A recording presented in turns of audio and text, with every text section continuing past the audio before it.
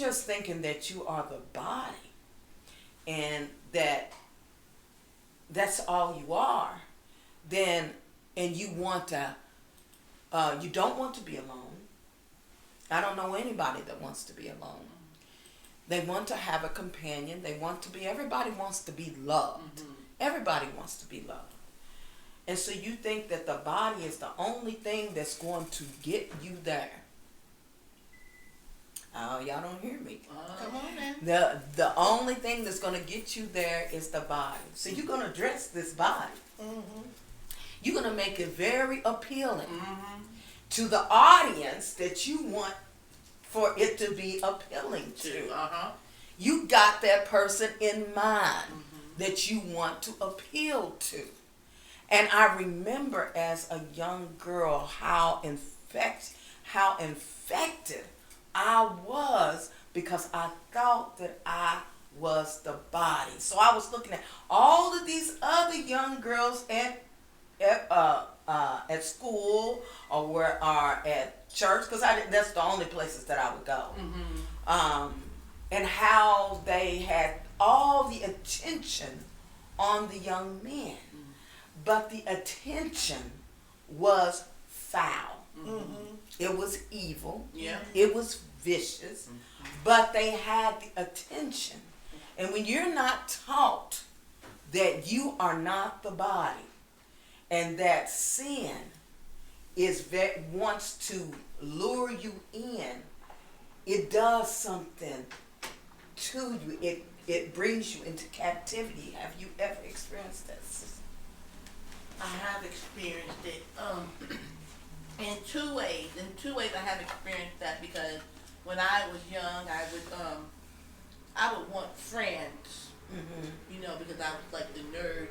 I could write really good and all that kind of stuff. So I would want friends, and it would be always like my mom. She lived on the corner, and it would always be like the hood people standing on the corner by the mailbox. That was just the meeting place. So what I would do, my mom would cook some chili or something.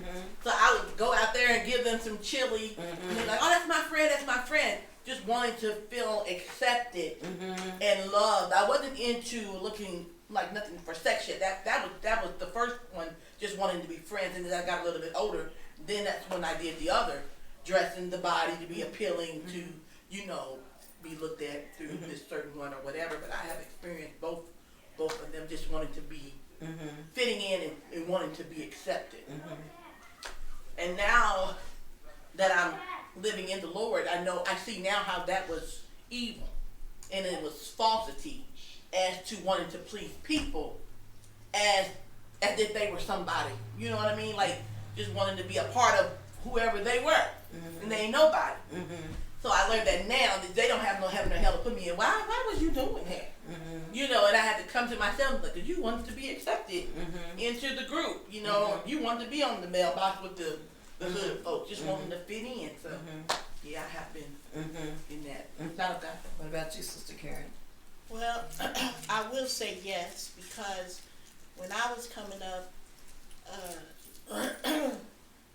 my mother made a separation between me and my sister. And my sister was always better than me.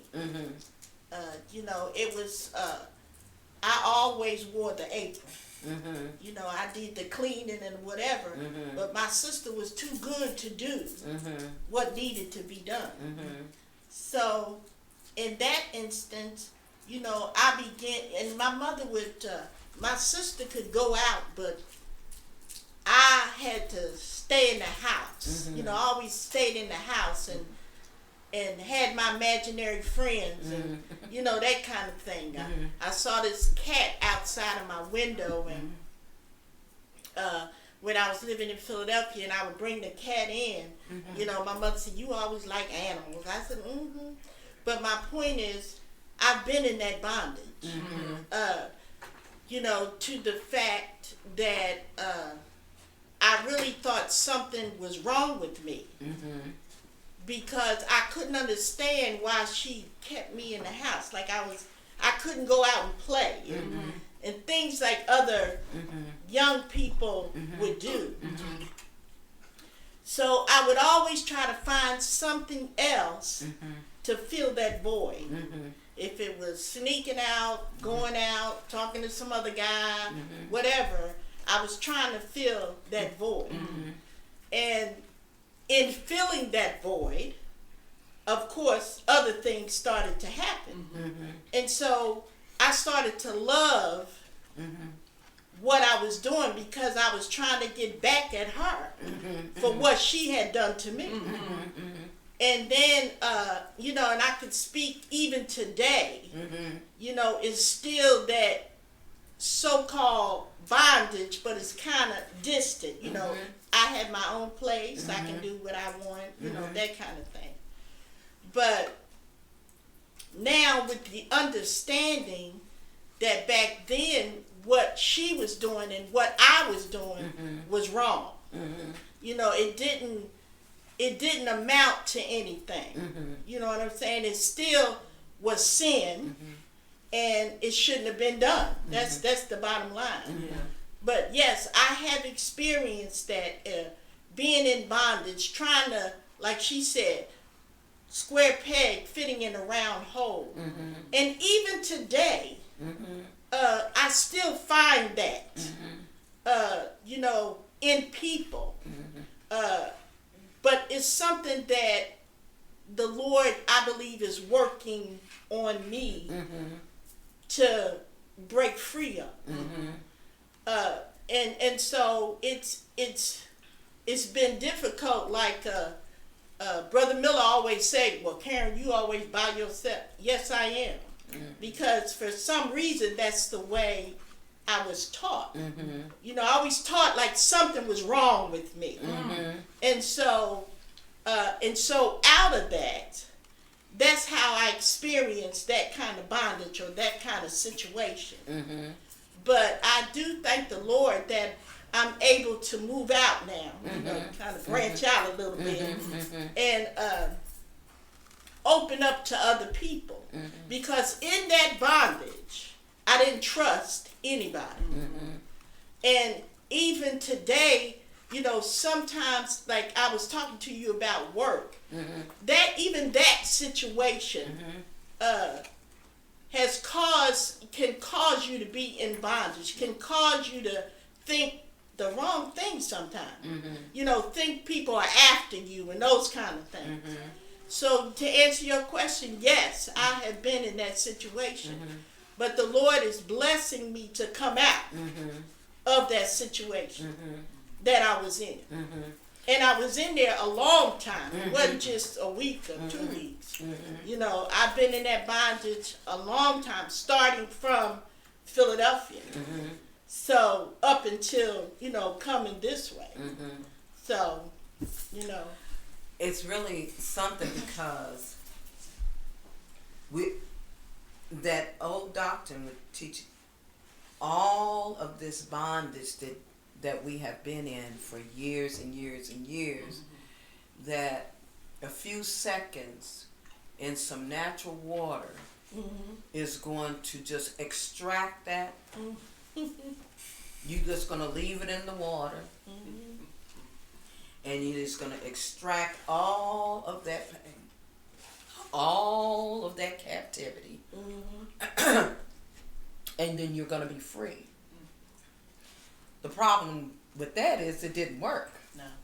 Because if it extracted everything that you were, everything that you ever experienced, then you wouldn't know anybody. You would not be connected with any sin at all. You wouldn't even remember where you lived. Many that were sinning, committing adultery, living, you know, an adulterous life at home, you wouldn't be able to go back to that home because that is of sin. But we were not taught how to do critical thinking. That's the truth. We were never taught. We were just taught, you just believe what the man of God or the woman of God is saying to you, but you didn't even examine their life or your life. Because the Lord tells us that he that committed adultery destroys his own soul. He that committed adultery shuts up heaven. If heaven is shut up, Jesus. you can't have any relationship with the Lord. Come on. That's right. You can't have any inflow that is going to be able to teach the people. Now the Lord, he lives in the highest regency of our soul for us to exist. And with his mercy, because I lived the adulterous life. I had every reason to say, I justified why I did it, because that person was done so wrong, and that's why I didn't know I did it, because I was of hell. And when I look back at that, I can see how that sin started to build up in me, how it festered in me, how I became infected with it, and how I began to love it. And so something that you have been loving for years and years and years, it's going to be a battle for that to for you to separate yourself. Oh, yes. It's gonna be a battle for you to find another love. It's gonna be a battle. It's going to be a war that's gonna go on in the inside. Oh, yeah. That you're gonna experience a tearing. You're gonna experience a fight. You're gonna experience that where on one side you want to do good, but on the other side, you want to do evil. Right. And you're in an equilibrium where you have to decide on which one you're going to choose.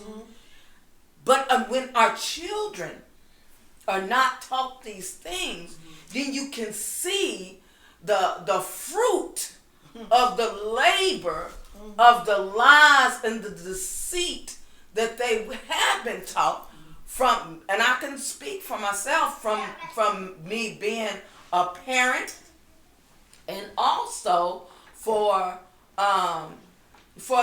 the church that I was brought up in.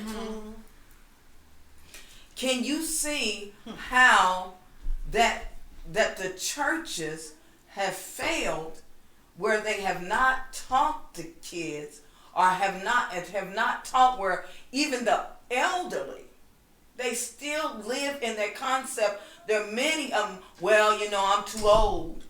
But if I was old, if I was younger, if my body was, then hey, I'd still be doing it. Yeah. Where you thinking that you have been freed from sin, but you are in bondage. Just because your body's not working, don't mean that you are free from the law of sin and death. That's so true. I have experienced that. I have seen that, heard that, and how the people in the church would be like, "Oh, honey, when I was young, your age, I was doing this and that, but I'm too old now." And I'm like, but they not saying they ever got free from it. Right. They still have that in their mind and in their heart. Yes. But they're saying, like, since I'm not acting it out, because I'm older now, that they ain't doing it. Oh, you still doing it.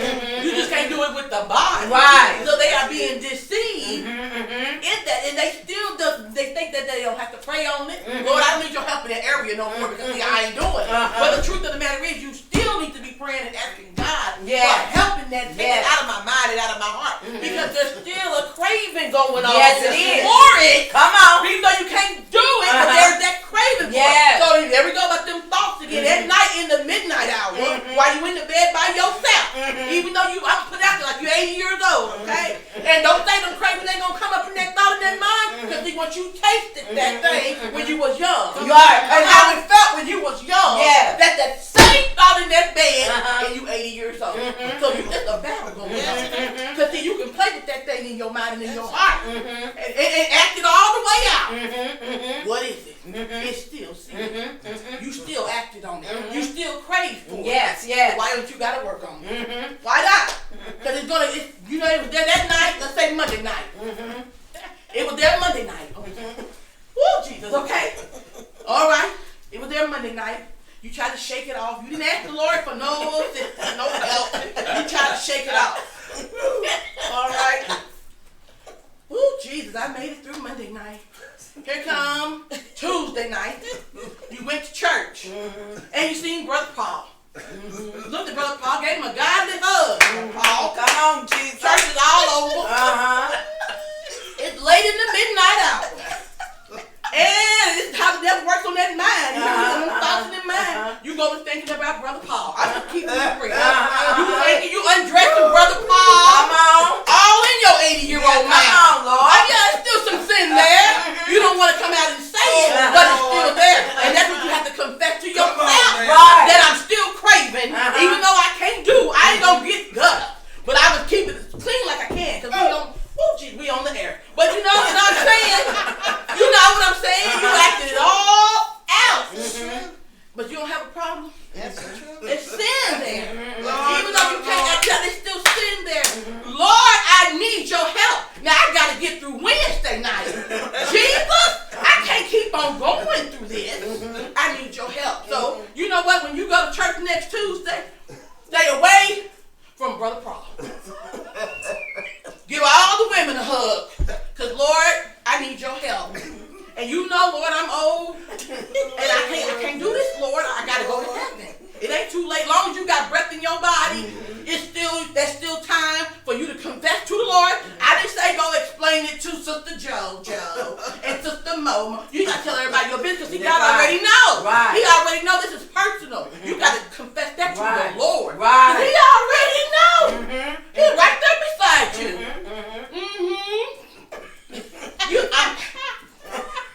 See, I gotta keep it real. I gotta keep it real. Yes. And it's the truth anyhow. Yes, it There's is. still sin in your mind Yes, and it your is. heart. You tasted something, and the scripture say how you, but the Lord uses it in His word. Oh, taste and see that the Lord is good. Okay, so let me flip this for you. You tasted something in the hell. And when you tasted it in hell, it seemed to be good. But it ain't good. That's right. It ain't good. That's right. It's poison. Come on, Lord. And it'll poison you to hell. Yeah. You better taste and see how good the Lord is and how He can get that out your mind and out your heart. Now see, I got to break this down even further. How long you been doing this? How long have you been doing? Okay. So maybe let's say 60 to 80, you've been battling these thoughts. You better open your mouth. Because tomorrow ain't promised. But if you don't never open your mouth and confess to the Lord that you have a condition in that area and your body ain't, functioning like it was when it was 30. How the Lord know you concerned about it? How did He know? I mean, you know. How did He know? You never brought it to Him and asked Him for His help, His guidance. I can't do it on my own, Lord, but you know I'm having these thoughts. Talk to Him. People say, I don't want to talk out loud. You better talk out loud. That's right. You better too, because the Lord hears you. He'll hear your cry. He even knows your moan. You know, if you cry, He even knows what that cry means, what the moan means. If you're hurting, Lord Jesus, let me pass it on to somebody else. Thank you, Jesus. That is so true. Because what you experience, you don't experience in the body. Right. It appears like you're experiencing in the body, but you experience it in your thoughts. You experience it in your mind and in your heart. When you leave here, you're not taking the body with you. No. It's not going to be raptured up on the last day. Come on. Oh my God. Because that has poisoned the mind of people, It has. where they think that they're going to be raptured up in this body that has decayed and has rotten away. All of a sudden, when the Lord comes on the last day, this body is just going to be brand new, going to be raptured up. And then, everybody's going to be up in the sky with the Lord. That has really robbed a lot of people and has deceived a lot of people. And so, Sister Karen, can you see how us believing that we were the body has deceived us, where we're still lusting? Like Paul was talking about, he lusted to covet. He lusted to covet. And the only way that we can get out of that lusting is to cry out to the Lord, and the Lord is he's going to use his 10 commandments to bring us up out. That's right. Well, Sister Jenny, I have to say, you know, I thought that way too. Mm-hmm. You know, I really thought that, you know, that the sky was going to be cracked and, Mm-hmm. you know, we were going to be ushered up and, Mm-hmm. and all of that. But the thing about it is I was never able to get the truth. Mm-hmm. You know what I'm saying? I even if I was, it's not until I came to the Church of Truth that I got the truth about, you know, this body Mm-hmm. and your spirit. Mm-hmm. I didn't know anything. I thought we were just all gonna go up there together, and it's so ignorant now that I think about it. Mm-hmm. But at that time, I thought that we were gonna be raptured up, and I hate to bring it up constantly, but it's all due to baptism. Mm-hmm. Because that's the way we were taught, you know, Mhm. that you're going to be raptured up, the Lord is going to crack the sky, Mhm. and you know, and I hear this stuff on the radio and Mhm. stuff, and I get tickled because that's how I thought. Mm-hmm. Mm-hmm. You know, that's how I actually thought Mhm. that how that was going to happen. Mhm. That I was actually going to be raptured up. Mm-hmm. And forget about anybody else. Mm-hmm. Mm-hmm. You know, it was all about me and Right. Come you know, on. how the Lord gonna bless me, Uh-huh. and you know, and nobody else, and all of that kind of stuff. And you know, and to give a prime example, you know, my cousin in Philadelphia, he had a wife and he was doing something else, Mm-hmm. but he made all kind of excuses Mm-hmm. why it was okay for him to do Mhm. what he was doing Mhm. with another woman. Mm-hmm. It was just amazing. Mm-hmm. That he wasn't scared. He didn't, you know what I'm saying? He didn't feel no remorse, Mm-hmm. or he wasn't sorry, Mhm. or nothing. Mm-hmm. And this is what he was doing, you know, on the pulpit. And it's really funny when you in church how the word gets out. Oh yes. Mm-hmm. You know. So at that time, my father was a deacon. Mm-hmm. And my father went up and confronted him, you know, like, man, don't you know these people down here talking about you? But he never denied that he wasn't doing it. Mm-hmm. And so, of course, me being his cousin, Mhm. you know, that offended me Mm-hmm. because, you know, when you have family, you're going to defend your family. Mm-hmm. You're going to defend your family. Mm-hmm. And, you know, we were trying to defend him saying, oh, no, he ain't doing that. I know my cousin not doing that. You know, but actually he was doing it. Mm-hmm. And he didn't have any remorse. He wasn't scared. He wasn't, no scared tactic, no. And you the minister, you the preacher, you the pastor of the church. Mm-hmm. But didn't have any remorse. And that bothered me. Mm-hmm. Because if you doing it, I'm doing it, then like you said, you don't see nothing wrong with it. Exactly. Mm-hmm. You know what I'm saying? So everybody else out there is doing what they doing. Mm-hmm. So I mean, we're actually sinning. That's what we're doing. Mhm. But at that time, you know, you didn't see it like that. Mm-hmm. You know, they made excuses for what they did. Mm-hmm. You know, oh well, it's all right. Don't worry about it. The Lord got me. Mm-hmm. You know, my wife did this, and so that's what made me go Jesus. go out to another woman. You know, Mhm. because she wasn't doing. She wasn't. Well, what you marry her for in the first place? Mm-hmm. You know, I thought you married her for better and for worse, or you know, all of this stuff that they say when you get married. Mm-hmm. But no, I didn't know.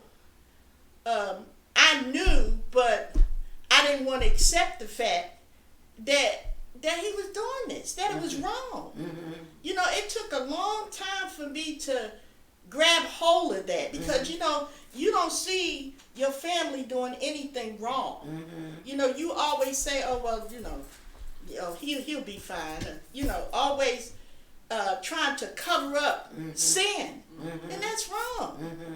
That's wrong. And yes, I did see that, and I can take it way back. You know, even my immediate family, my own mother. Mm-hmm. Okay, so I can see those things and how she didn't see nothing wrong with it. But I did. But I never said a mumbling word. So, I mean, that sin, it was running rampant. Yes. Everywhere. But, it's you have to have some, you have to, I don't know really how to say it, but you really have to love the Lord not to do those things. And the commandments is what help you get through. Because you can't, I guarantee you can't do it on your own. That's right. It's impossible. People don't want to accept the 10 Commandments, and they don't want to accept the fact that they're wrong. But you can't see you're wrong unless you're introduced to the commandments. The Lord wants you to do those things that are pleasing to Him. But how are you going to do it if you don't know nothing about it? Show me. Show me so I can get it right. Because I don't want to go to hell. I have no desire to do that. And I thank the Lord, my travels, I winded up here at the Church of Truth, but I thank the Lord for that. You know what I'm saying? I do. I really do. Because if I didn't, I would have been in hell. Or on my way anyway to hell. Amen. Amen. One of the things that they always, I don't care what church that I went to, except for the Church of Truth, well, I received some freedom. But all of them would say, John 3:16, for God so loved the world. Yeah. God so loved the world that He gave His only begotten Son. Those whoever so believeth on Him shall not perish but have everlasting life. That was the mindset closed because that was your excuse. Well, God so loved the world that He can, Yeah. God so loved the world. He loves everybody. Everybody's a child of God. Everybody.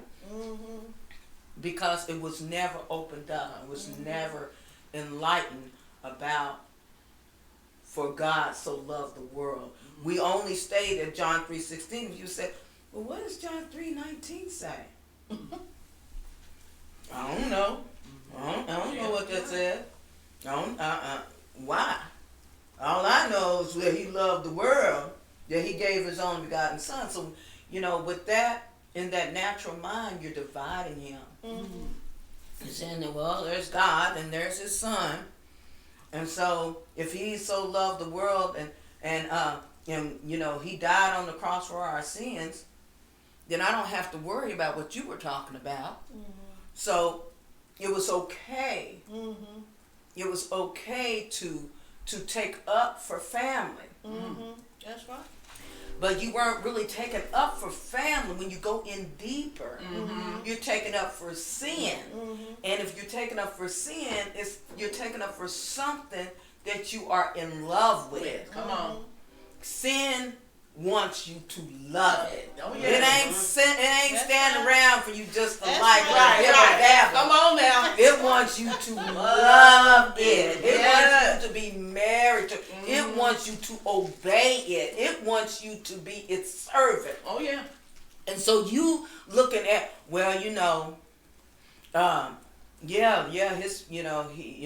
I know he's having his issues. He's having his issues, but you ain't met his wife. You ain't met his wife. You don't know. You don't know nothing about him. That's on the surface. But somewhere deep within, you're in love with that sin that he is involved in. Yeah. You're in love with it. I don't care what anybody says. That's true. You have, if you didn't, That's you would want to separate yourself from it because it's not of your truth. Yeah. So you're thinking that it's okay. You can come when you come up with all kind of excuses for stuff. You're saying it's okay. It's okay, but the Lord tells you to separate from the evil. That's right. separate from the evil. So if someone in your family is doing that, the Lord's not telling you to hate them, Right. but the Lord's telling you that you should not be taken up for their sin, That's Right. right. That's right. because it separates you from the love of God. That's right. It puts you in a totally different kingdom. Mm-hmm. A totally different kingdom. And we were taught that. And I know in other cultures, but in the black family, you were taught to defend your family. Yeah. No matter what, you defended them. You defended them. And so how is that a crutch that destroys a people, Sister Glenetta? It destroys people because with you backing up what they're doing, it's like saying you're in agreement with it. So rather if you as a family member don't agree with it, but you were taught to agree with it, you are being forced to agree with it. So it wasn't like it wasn't your choice all the way, but being that this is taught, you're being forced to agree with that sin. So it's like you just gotta go with this way. You know, it was back in the day where they taught like the women stand beside their man, no matter if he was sleeping around or not. It was just taught back in the day. You didn't open it up. You didn't expose it. You just kept on with your kids and kept going on like you never seen it, like you turned a blind eye to it. All the while that's going on, can you deny that you're not hurt? Can you deny that you didn't feel that pain in it, but you have to agree with it? You know, so you can't, you can say that, oh, I'm going to stand by my man, but you can't say that it didn't hurt. You can't say that it didn't affect you or your kids or how they're going to do when they get grown. Because see, once you do something and it says it's okay, you're in agreement with it, it'll keep going on to generation to generation to generation to generation until it comes to a stop. And then it's like, whoa, you stopping it? You done stopped the whole party. You know, like, why'd you do that? So then you have to go and explain. But the way how I explain it, because I have a sister doing some stuff she ended up doing. So they laugh at me because I'm very blunt and true with it. And I'll go into detail with it. So I told her, she told me she believed that everybody gonna make it to heaven. Like, she believed that everybody's gonna make it to heaven, no matter how you live it. Okay? I said, well, I tell you what, I want to tell everybody on the broadcast too. Let me set it out for you. Okay, picture heaven. However you picture heaven in your mind, picture heaven. And I'll give you some clues. Heaven is holy, it's just, and it's good. Come on now, walk with me on this picture. It's just and it's good. That's heaven. Tell me, do you see swingers in heaven? They look at me. Netta, quit playing. No. Do you see swingers in heaven? Do you see a married couple with 3 other wives and 4 other husbands? Do you see that? So that holy to you? They get mad at me because I break it down. I'm a visual person. I want you to see this. Do you see you smoking weed in heaven? Do you see you taking a Xanax in heaven? And God gonna walk by, oh, bless the Lord, oh my soul. No, he not. No, he not. That's not in heaven. That's right. So I tell you what, you can be deceived by the devil if you want to. But I'm gonna tell you my vision of hell. So I explained it to him what heaven is. Holy, right? Just the good. All right. So heaven. Now, you chose to live a hellish life. Okay? But you chose to live this hellish life doing your Xanax, your weed, your heroin, everything out there, alligator, everything you can name. Okay? Swingers, partiers, whatever. Okay? Now, this is how the devil gonna deceive you. Hell is right before you. You in this section here. I'm saying this section here is swingers. Now, you've been swinging a long time. You died in that swinging life. Now, that person you were swinging with is in hell with you. Guess what? You can't touch him. He's swinging to the left, and he's swinging to the right, but you ain't swinging with him. That's a torment. You want to go there? You want to go there? Oh, no. Well, you're doing it here on this earth. See, you can do it with your body, but when you get to hell, it ain't no doing. Ain't no body. It's your spirit, and it's going to crave that, but you can't have it. That's What's right. the purpose of going there and you can't have it? That's right. Why would God give us a choice where you want to go? Baby, I'm going to heaven, but it ain't no swingers there. It ain't no 2 and 3 wives there. I'm going to have a nice mansion. Everything the Lord said is there. You best to believe it's there because he's a God that shall not lie. That's right. I love Jesus and I love his way. You understand me? I love his way. You can say it and flip it any way you want to. He died on the cross for your sin and all this however way you want to say it. He made a way for you to make it in. He made a way for you to get in. Grab a hold of it and start applying it to your life. Or you can swing your way, lesbianism your way, all these other ways your way, right to hell, and be tormented for the rest of your eternal life. Your spiritual life. And be tormented. Who want to live that way? Tell me who. I don't know nobody who walk up to anybody in the street. You want to go to hell or heaven? Guess what they're going to say? I want to go to heaven. Oh, do you know how to get to heaven? No. Hey, do you want to do the work to get to heaven? Well, I don't know. Well, you want me to tell you? And I'll start telling them. They'll walk away from me. So, it's your choice. That's it. I love Jesus. That's it. Because he's so awesome. He's so awesome. And I just tell people, whatever you doing, it ain't in heaven. If it ain't holy, just, and good, it ain't in heaven. Think of what's holy, just, and good. I'm not talking about the shoes you wear, because Stacey Adams and Michael Jordan and all them ain't there. Because it ain't holy, just, and good. But whatever Jesus say is holy, just, and good, that's up in heaven, and that's what I want. I don't want nothing else. And I just tell them, you know, I'm a visual person, and you got to get real with God. You got to. If you don't want to get real and you want to keep on playing, hell you go. And then you're going to be begging. I read in the Heaven and Hell book, they beg and ask God till they come to heaven to see this professor or to see your family in heaven. Don't you know the Lord has to grant you to come and visit? I said, my God, you just awesome all around. Awesome all around. You better get in that book and start reading. God is awesome. You ain't getting over. You ain't getting under. That's right. However, you ain't doing it. That's It's right. one way That's right. into heaven. His 10 Commandments. That's right. One way. One way. And he was gracious enough to care about this whole nation to give you that opportunity. God is good. Oh, he's my savior. Yes, he is. And what you were saying, how you were saying, when you were talking to them, and they didn't like what you're saying, because the Lord was telling the prophets, he said, even though they don't like what you're saying, you tell them anyway. When I never knew that the Lord chastened and rebuked us. I thought in that old religion, I thought that he was just going to say nice things to me. He was just going to whisper nice things to me because he wanted me to have joy. He wanted me to have peace. You know, so it was nothing that he was not going to shock me. He wasn't going to convict me. He was not going to do anything that would take me what I consider out of my place. But in the Word of God, in Hebrews 12, Jesus, he says, for whom the Lord loveth, he chasteneth, and scourges every son whom he receiveth.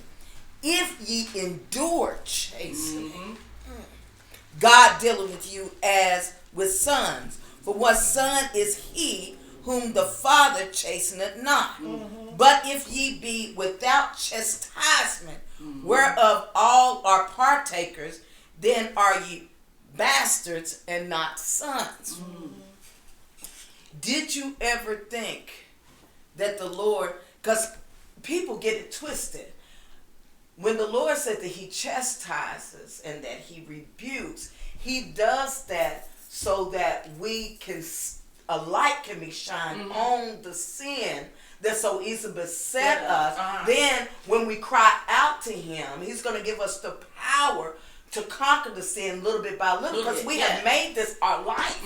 So he's not going to just yank it from us. He can't do that. Right. We would be consumed. We wouldn't be able to make it. Right. But he gives it to us little bit by little. He gives us a little bit of power and a little bit of power, and we fight with that, and then he gives us more. But when I looked at it, when people talked about the Lord chastening and rebuking, they acted as he was an angry God, and that he put sickness on us, and he, he whipped me. The Lord done whipped me. Like he was just this angry, vicious God. And there is no hatred in him. That's right. Have you ever experienced that doctrine that made him such an angry and vicious God, whereas he wouldn't forgive you, and it was just too much where it was, it was the end for you, Sister Karen? Well, Sister Jenny, I'll be honest, when I heard that, I was scared. Mm-hmm. They made God to be scary. Mm-hmm. If you did something wrong, you gonna get it. Mm-hmm. And that's the way it was presented to us. Mm-hmm. Because when we did something wrong, we would always say, well, the Lord gonna get you because you shouldn't be doing that. Mm-hmm. And he's a jealous God. We throw all of that in there. Mm-hmm. And you would be afraid. Mm-hmm. You would be afraid to do anything. Mm-hmm. So yeah, I have experienced that where they made God to be the worst person Mm-hmm. in the world. Mm-hmm. When I heard Brother Miller say, "Oh well, God is not mad at you," I'm like, "Are you kidding me?" Yes, He is. You know what I'm saying? Right. You couldn't understand what Brother Miller was saying, because I'm like, okay, you saying He's not mad at you, but all this stuff is happening to me. Mm-hmm. So why is it happening to me? Mm-hmm. What the first thing comes out is, what have I done wrong for all this to be happening to me? Mm-hmm. And I was like that. I was like, okay, so why, like for instance, why do we have the coronavirus? You got believers here, Mm-hmm. but it's on the just as well as the unjust. Mm-hmm. You know what I'm saying? But things like that you would think about. Mm-hmm. Well, why is he doing that? Why is God treating me? We used to blame God for all the things that went wrong. went wrong, Mm-hmm. because we thought that we were doing what He had expected. But see, we didn't know what He expected. Mm-hmm. When you look at it now, Mm-hmm. I didn't know what He expected. I thought that whatever I was doing was the right thing. Mm-hmm. And then, if it was somebody else, they were coming against me. Mm-hmm. I didn't do nothing to them. Mm-hmm. They was coming against me. Mm-hmm. But, and then in my mind, I felt like it was okay for me to retaliate, because they brought me to that point. Mm-hmm. You know what I'm saying? To be evil towards them, in other words. Mm-hmm. And that's the way we were taught. We were taught that God was gonna get you if you did this, and if your mama couldn't control you like she wanted to, God don't like ugly. Mm-hmm. Things like that. Mm-hmm. And then you had to go check yourself. So you didn't want to get a spanking. You know what I'm saying? So she would use something like that, or say something to give you a scare tactic, or you're not going to heaven if you're acting like that. Not explaining to you that it's your evils that's causing you to be like that, and your mind is not mature enough to understand none of that. We didn't have none of that. It was just, God is a jealous God. Don't you be doing other, just everything was just a scary thing. And so when you came to church, my grandmother used to say, you go to the bathroom before church gets started.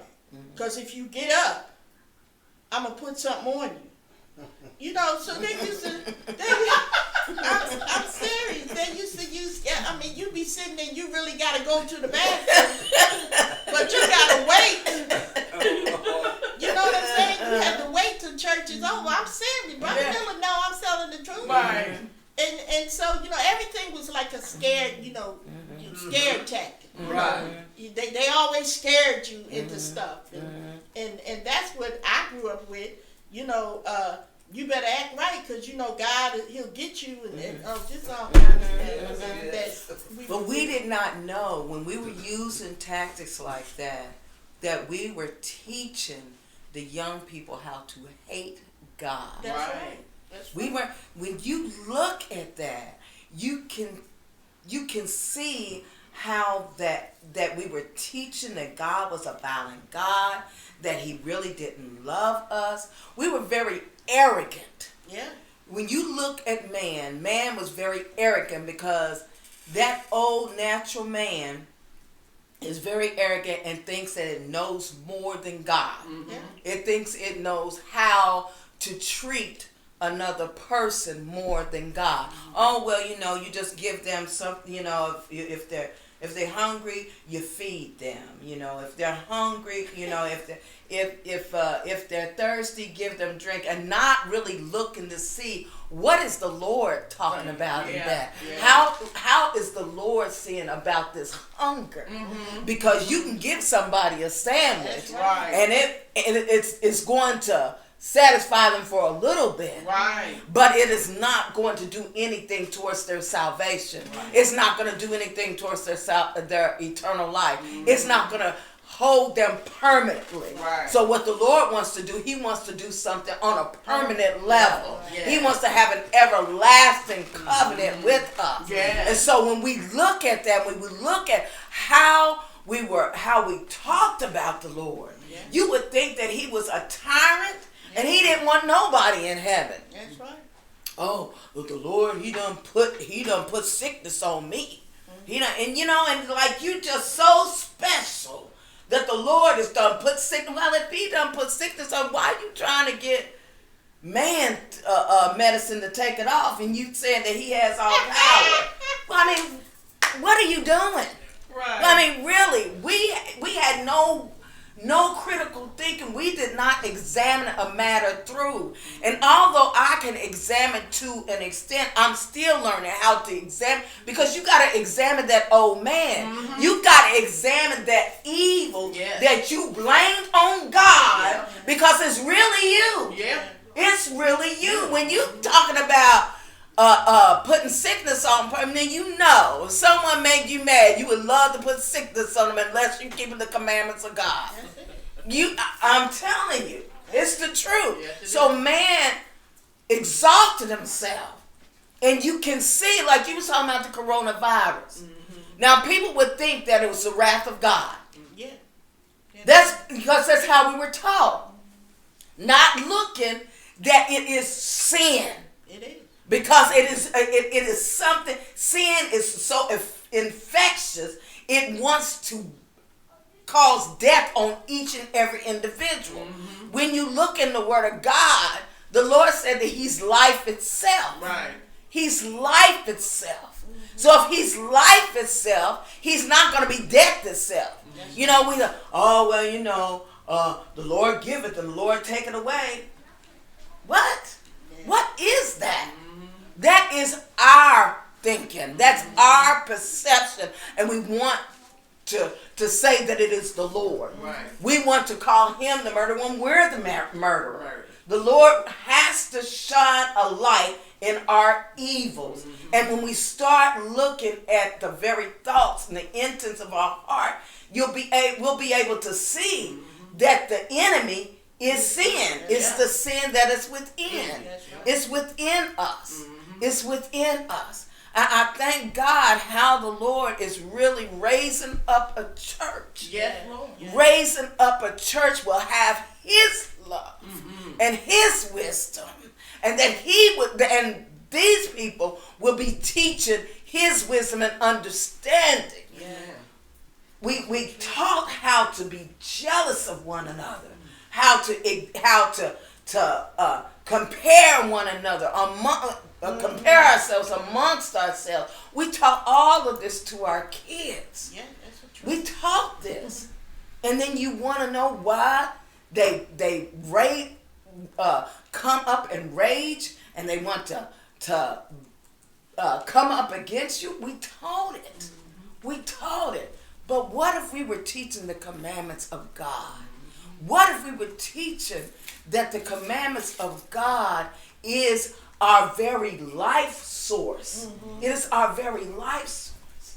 Like you said, that the commandments, they're holy, they are just, they are good.